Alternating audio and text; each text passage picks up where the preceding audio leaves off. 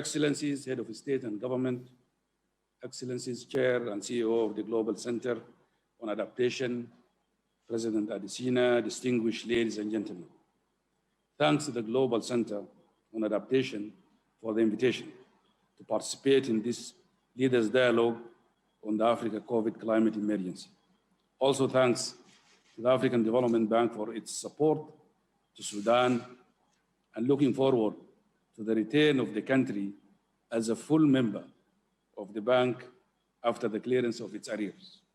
Sudan understands and appreciates the importance of adaptation and its crucial role for African countries and economies and communities, and support the initiatives undertaken by the bank.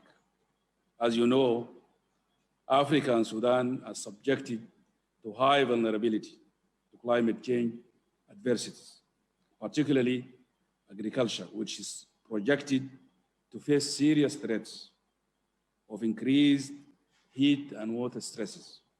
Furthermore, COVID-19 pandemic weakened adaptive capacity and resilience in Africa, with a weak preparedness to absorb and mitigate exogenous shocks. It has significant negative impacts on health, food security, loss of income, and livelihood, especially those engaged in the informal economic activities. In this context, major challenges include the integration of the informal activities in the organized modern spheres of the economy and expansion of employment opportunities in agro-industrialization and rural value chains. Therefore, digital transformation is inevitable for post-COVID-19 recovery. I would like, in my concluding remark, to highlight the wheat production story in Sudan as an example of successful adaptation and resilience.